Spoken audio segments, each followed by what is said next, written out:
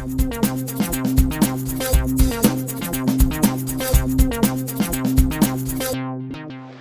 to begin, it's very important that where you are seated, without too much effort, you can see every person's face.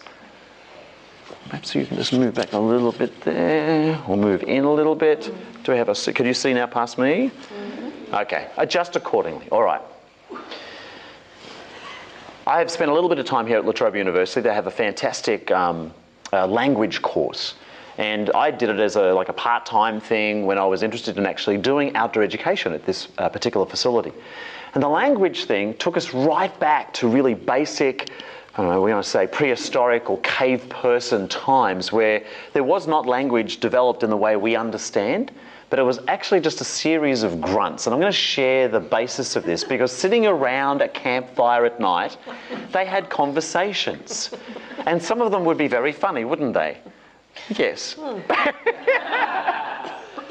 To begin, it has a form of martial art feel about it. So just to set the tone, and only applying it in the air, I would like you to imagine that either of your two hands is like a knife. Just start chopping into the air and making appropriate sounding grunts as you do it. Are you ready? Go. All right, good. This is all they had available to them. In fact, they had just 3 tools. So the conversations wouldn't last for very long, but they would always start with one person, because they were always very polite. One person would talk at a time, and one person would start the conversation always with, ah! They would always start the conversation with an ah. You would note that as I said ah, I brought my hand very rapidly towards my throat, but pulled just short of my throat because I do find it hurts if I go all the way through. So ah is the first step of the conversation. Practice that now with both hands. Go ahead. Ah, ah, ah. Good job. Having started the conversation, built into it was the ability to continue it. Notice that when I went ah, I'm actually pointing to one person left or right of me. So I could go ah, point to my right, or ah, point to my left. So just note that. So for example, ah is an invitation to the person on my left to continue the conversation with the next piece, which is so. It sits directly above your head, and you say it with a guttural sound like so. So go ahead and just practice so now. Ready? So. And again with the other hand. So. And note also you could be pointing to the person left or right of you, either way, to the left or to the right. Remember, it's always about where the fingers are pointing, nothing else to do with the rest of your body. So just practice that. So ah and so in that sequence. Go ah, so, and ah, so. Good. All right. We have just one more piece because I said they didn't have much available to them. The conversations didn't go very far. So at the very end, the final piece was that they got to the ah.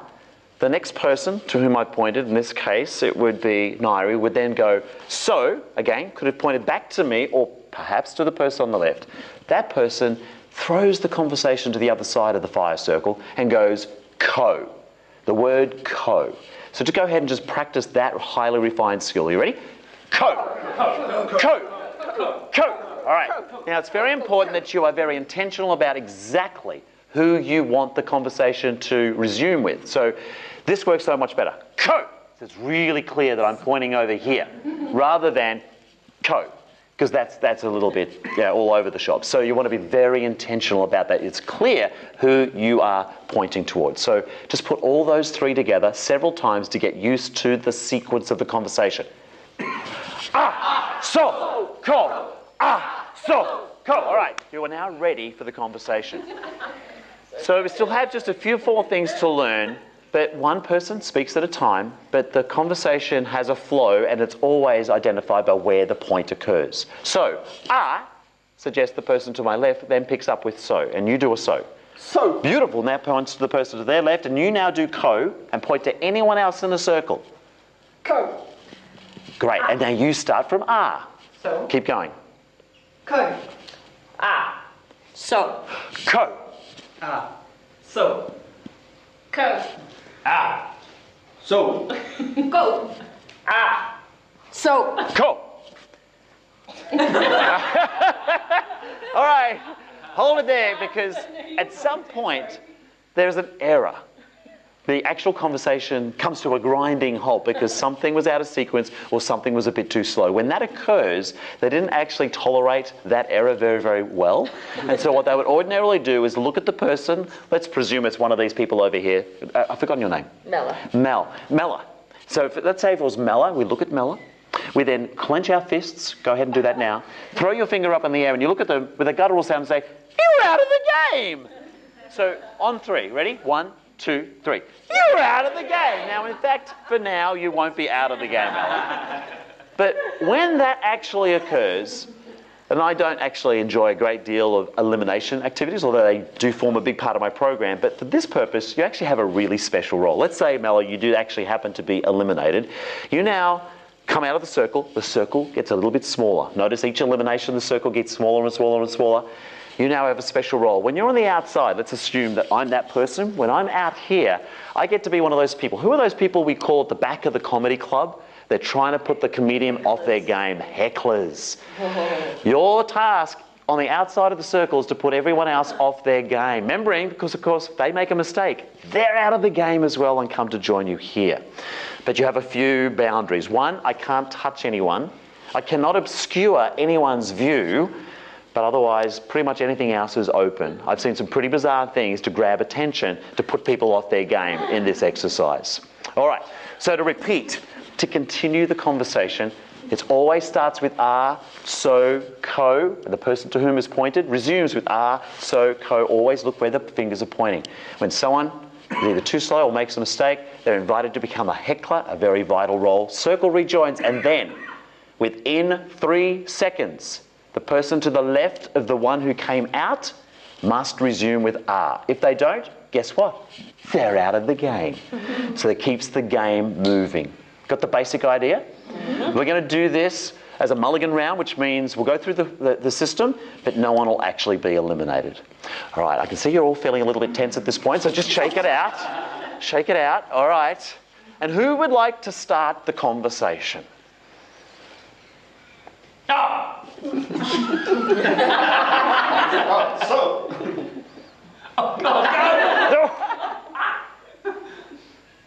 Can I do art as well? No. No. Oh, you have to. We're up to R. Next one would be so. Okay. So. Oh. Cool. Ah! So. Go. Ah. Ooh! Oh. Fingers together. You ready? You're out of the game! But you're not actually going anywhere. But you got the idea. All right, it's time to play for sheep stations, folks. We've got the basic idea of what's happening. So if you happen to be a little too slow, and it tends to gather pace as we go on, or you happen to do something out of what should be the sequence, guess what? It's your turn to have some fun as a heckler on the outside. So, everyone ready? All right. No, because if you were honest with me, you'd all say no. Who would like to start? Ah. So. Go. Ah. So. Go. Ah. So. Go. Ah. You're out of the game! So come on out, Steph. The circle rejoins, and you're our first heckler, Steph. Well done. Make the circle just a little bit smaller and to the left within 3 seconds. Go. So. No. You're out of the game! So, Go. So. Go.